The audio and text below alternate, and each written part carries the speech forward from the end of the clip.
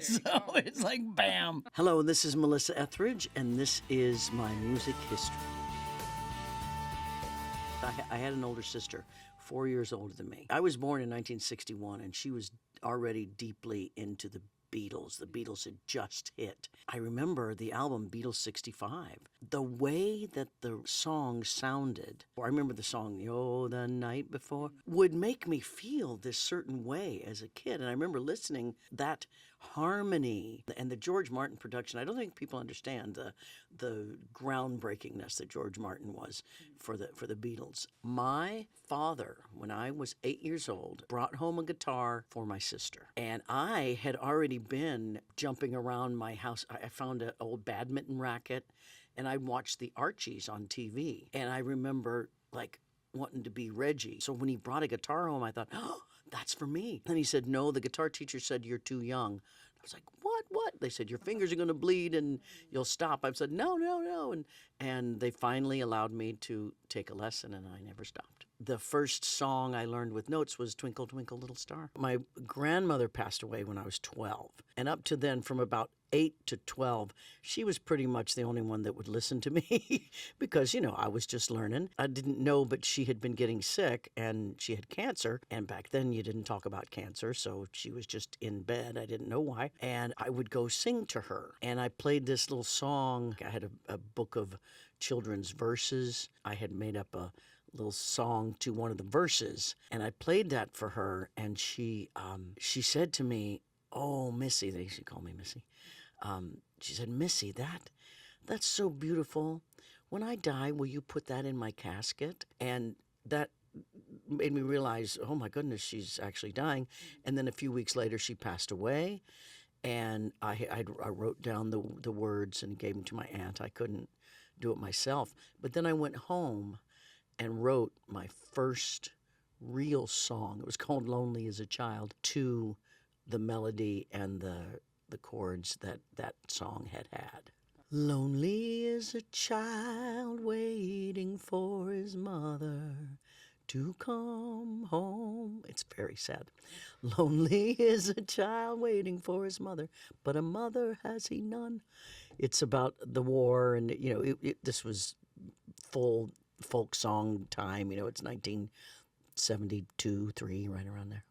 I somehow remember buying Bonnie Raitt's Runaway. My first album that I got myself was Carole King's Tapestry, but that was from my father. It was a gift. And same with Sgt. Pepper. That was a big one for me. I remember that. Mine was a story of just things opening up little by little. Was it Bob Hamill? He came to Leavenworth, my hometown, and he put together a talent show at the mall. That's the first time I felt like, oh, this guy thinks I can do part of this. No one was ever very effusive or, you're going to make it or anything like that. But just little by little, things just kept growing. When I was nominated for a Grammy, my first record, that was probably after that night. Didn't win or anything, but I got to perform. I think that was like, whoa, okay, I've come a certain point that I can look back and go, wow, I've done something here. My manager finds me. I'm playing a women's bar in Pasadena, small, little, tiny women's bar. But I'm playing there.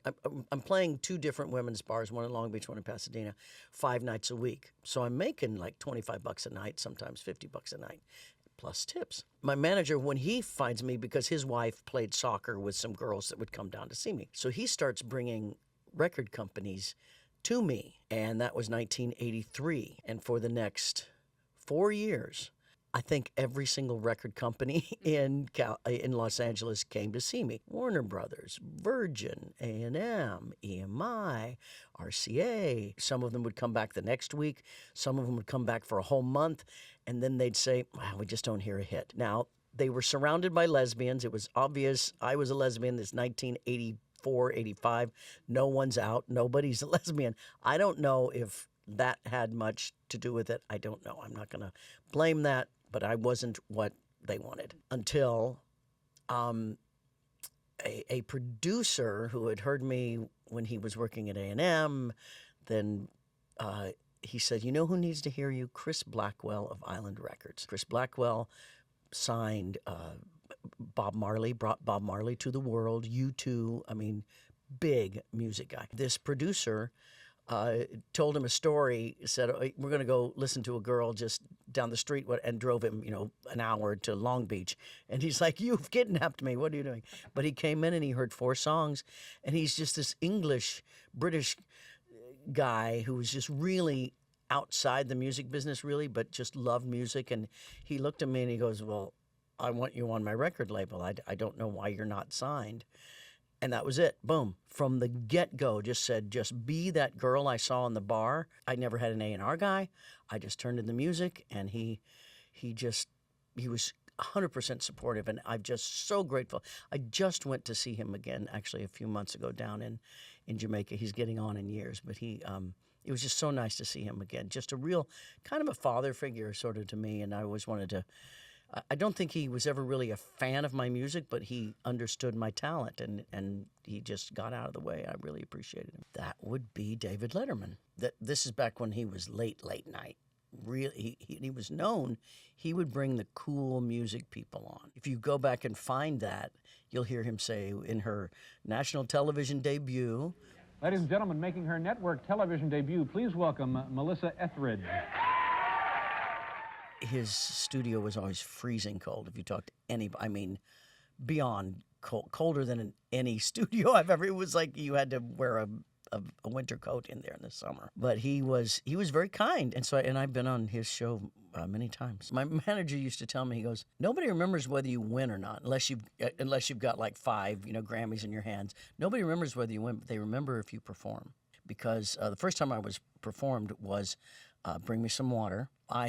I think I had sold 60,000 albums, maybe. It was Tina Turner was nominated, and Pat Benatar, Tony Childs, if you remember her, Sinead O'Connor, brand new, and me, brand new. This is Best Rock Female Vocalist, which is not even a category now. And Pat and Tina were not going to show up, but the other 3 of us were there.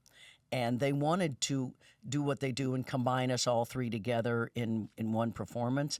And my manager said no. He really held his ground. And so Tony Childs, Sinead O'Connor, and myself, each of us got to do a full song. And that was the year that Tracy Chapman took over. It was a really big female year. And I got to sing my song. And I went from 60,000 records to like 500,000 records basically overnight. That performance was huge for me.